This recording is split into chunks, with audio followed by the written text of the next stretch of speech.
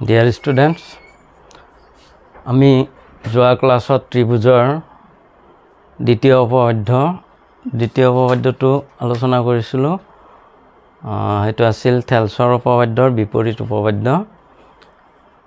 আজি আমি আলোচনা কৰিম ত্ৰিভুজৰ চেপ্টাৰটোত অতি প্ৰয়োজনীয় কেইটামান সমানুপাতৰ ধৰ্ম। গতিকে খালি ত্ৰিভুজত নহয়, এই ধৰ্মবিলাক আমি জানিলে বহুত ক্ষেত্ৰত এপ্লাই কৰিব পাৰো। বিশেষকৈ আমি এই ত্ৰিভুজৰ চেপ্টাৰটোত বেছিকৈ প্ৰয়োগ কৰা দেখা পাইছো। সেই হিচাপে আমি এই অনুপাত কেইটা আগতে জানি লওঁ, তাৰে পিছত আমি অনুশীলনলৈকে আগবাঢ়িম। প্ৰথমতে আমি অনুপাত কেইটা চাই লওঁ আহা। সমানুপাতৰ ধৰ্ম কেনেকুৱা আছিল? সমানুপাত কাক বোলে? যদি ABCD চাৰিটা সংখ্যা হয়, তেতিয়া হলে ইহত যদি সমানুপাতিক হয় তেন্তে আমি লিখিব পাৰো A/B সমান C/D বুলি লিখিব পাৰো। গতিকে যদি ABCD সমানুপাতিক অৰ্থাৎ A/B সমান C/D হয় তেন্তে আমি কি পাম? আমি ইয়াক এনেকৈ লিখিব পাৰো যে B/A সমান D/C। আকৌ A/C সমান B/D, অৰ্থাৎ আমি যদি এটো উলটাই দিও B/A সমান D/C, তেন্তে ইয়াক কোৱা হয় বিপৰীত ক্ৰিয়া। গতিকে সমানুপাতিক হলে সেই সংখ্যা কেইটাই এইটো ধৰ্ম মানি চলে যে B/A সমান D/C হ'ব। অৰ্থাৎ আমি যদি কওঁ যে 1/2 ইকুৱেল 3/6, তেন্তে আমি যদি ইয়াক বিপৰীত কৰোঁ 2/1 6/3 ইকুৱেল হ'ব এইটো সদায়। গতিকে এইটো লিখিব পাৰো আমি। নেক্সট আছে ইয়াক বিপৰীত ক্ৰিয়া বুলি কোৱা হয়।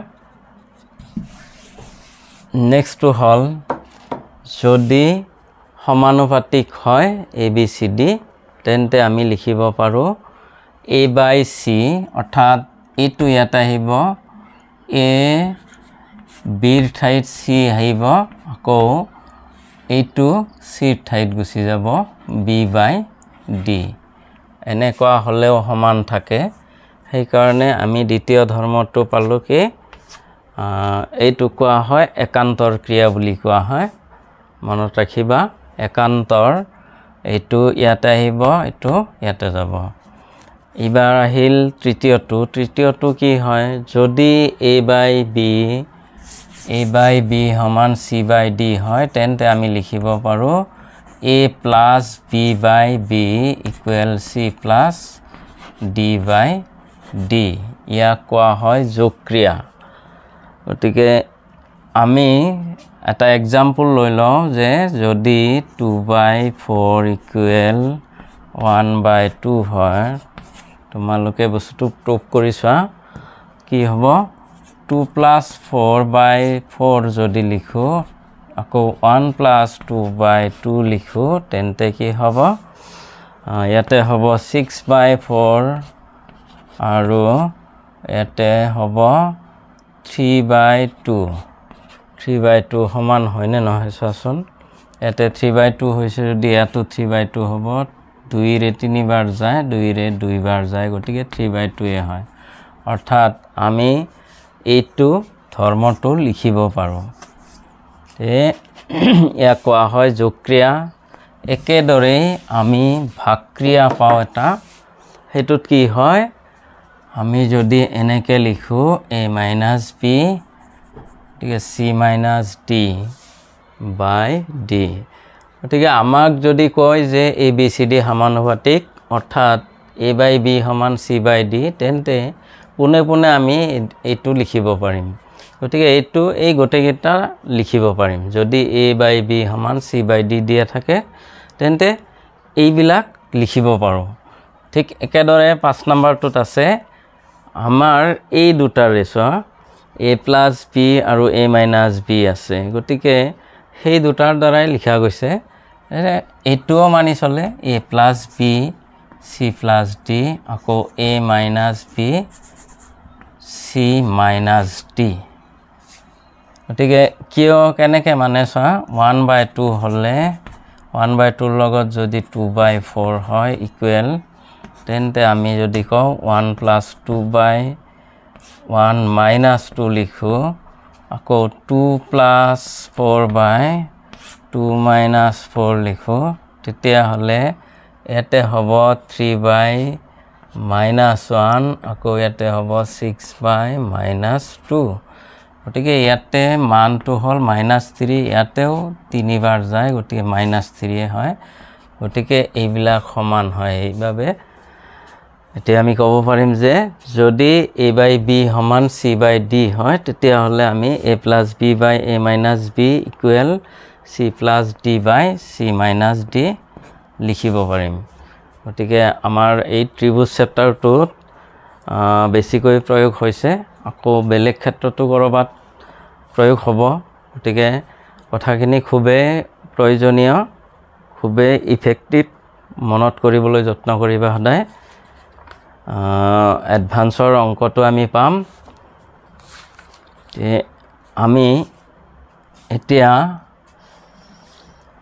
এইটো এপ্লাই কৰি ইয়াৰে এটা ধৰ্ম আমি এপ্লাই কৰিম এপ্লাই কৰি পেলাই এটা দুটা ধৰ্ম এপ্লাই কৰি আমি চাম এক্সাম্পল এটা চাম এক্সাম্পলটো খুবেই দৰকাৰী তোমালোকে এতে কৰি দিয়া আছে তথাপি মই একবাৰ বুজাই দিছো এক্সাম্পলটো চা তোমালোকৰ কিতাপৰ এক্সাম্পল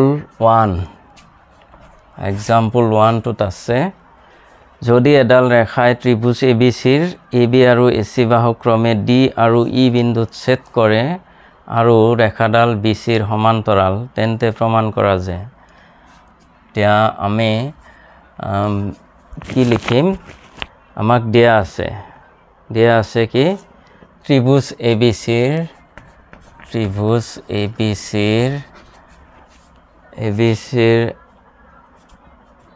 AB আৰু AC বাহুক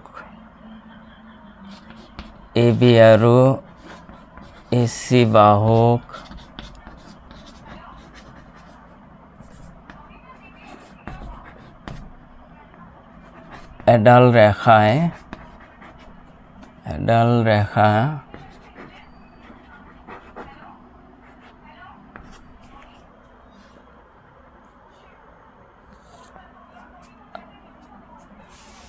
কি বিন্দুত D আৰু E বিন্দুত ছেদ কৰে D আৰু সেয়ে আমি ত্ৰিভুজটো লৈ লওঁ আগতে ABC ত্ৰিভুজৰ AB আৰু AC বাহুক D আৰু E বিন্দুত ছেদ কৰিছে কেনেকৈ ছেদ কৰিছে বিন্দুত D আৰু E বিন্দুত ছেদ কৰে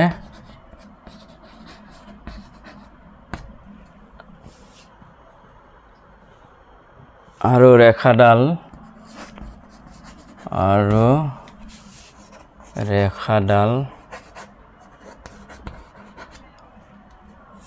BCৰ সমান্তৰাল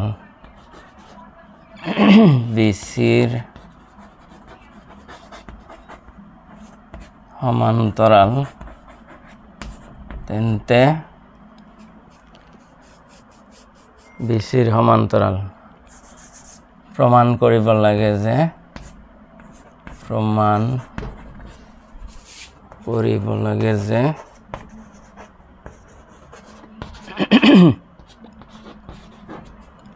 কি প্ৰমাণ কৰিব লাগে AD by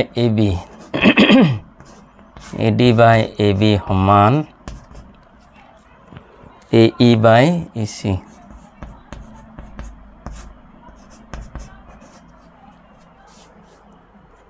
আমি প্ৰমাণ কৰিম কেনেকৈ আমাক দিয়া আছে এইখিনি বস্তু যে ত্ৰিভুজ ABC ৰ AB আৰু BC AC বাহুক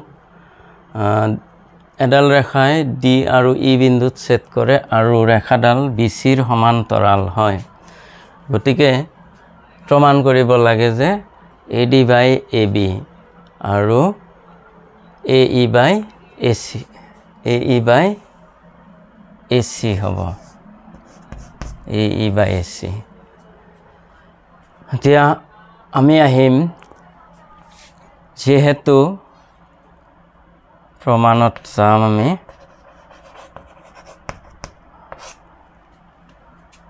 যেহেতু DE সমান্তৰাল BC ত্ৰিভুজ ABC ৰ DE সমান্তৰাল BC আমি লিখিম AD by BD সমান AD by BD সমান AE by EC implies এটো হল কি থেলছৰ উপপাদ্য মতে থেলছৰ উপপাদ্য মতে আমি কি পাও AD by BD সমান AE by EC লিখিব পাৰো এতিয়া আহিম আমাক দিছে AD by AB বনাব লাগে গতিকে AD by AB বনাবলৈ হলে AD ৰ লগত BD প্লাস কৰিলে কিন্তু কি হয় তোমাৰ AB হয় যাৰ কাৰণে আমি কি কৰিম AD ৰ লগত BD প্লাস কৰি লিখিলে AB হ'ব ঠিকে কিন্তু তলত কি হ'ব BD হ'ব তেতিয়া হলে AB by BD হৈ যাব AB by BD তো আমাক দেখাব দিয়া নাই গতিকে AD by AB হে দেখাব লাগে AD তো আমাৰ AD এ থাকিব লাগিব সেইভাবে আমি কি কৰিম ইয়াক বিপৰীত কৰি দিম BD by AD সমান EC by AE এইটো বিপৰীত ক্ৰিয়া কৰিছো কিয় কৰিব লাগে যাতে আমাৰ AD তো AD এ থাকে ওপৰত কি হ'ব লাগিব AB হ'ব লাগিব তে আমি কি কৰিম এতিয়া যোগ ক্ৰিয়া কৰি দিম both side 1 প্লাস কৰিলেও হয় আকৌ যদি আমি ত্ৰিভুজৰ ধৰ্ম কি অনুপাতৰ ধৰ্মকেইটা যদি মনত ৰাখিছো তেতিয়া হলে BD plus AD লিখিলেও হ'ব এটো যেনিবা A এটো B এটো C এটো D হেই মতে আমি লিখিব পাৰো A plus B মানে অৰ্থাৎ BD plus AD লিখিব পাৰিম এতিয়া আমি কি লিখিম হয়তো 1 প্লাস কৰি দিলে হ'ব সেই ধৰ্মবিলাক আমি এনেকেও পাও AD plus 1 plus EC by AE plus 1 এতিয়া আহিম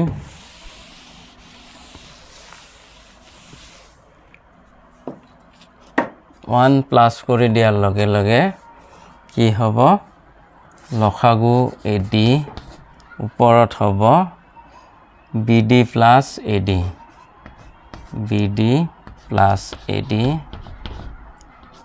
অৰ্থাৎ আমি এইটো লাইন নিলিখাকৈ অনুপাতৰ ধৰ্মমতে এইটো লিখি দিলেও অসুবিধা নাই আমি পাম EC plus AE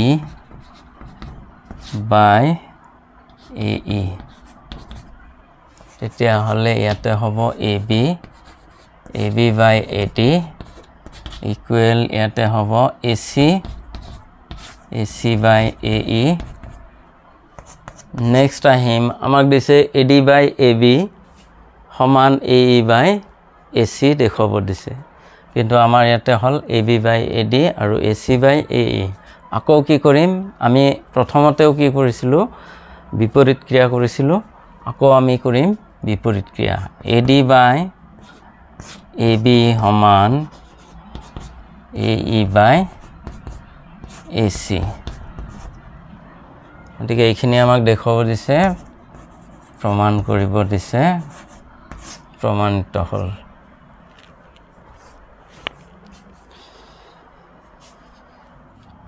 গতিকে এইদৰে আমি সমানুপাতৰ ধৰ্মবিলাক ইউজ কৰিব পাৰিম সমানুপাতৰ ধৰ্ম ইউজ কৰিলে এইটো লাইন নিলিখিলেও হ'ব তোমালোকে যদি পুনে পুনে কৈ দিয়া যে এইটো কোৱা হয় যোগক্ৰিয়া এপ্লাই কৰি দিছোঁ গতিকে সেই যোগক্ৰিয়া এপ্লাই কৰিলে আৰু 1 প্লাছ কৰি লিখিব লগা নাই চিধা চিধি কৈ দিব পাৰা ইয়াতে হয়তো কৈ দিব পাৰা যে যোগক্ৰিয়া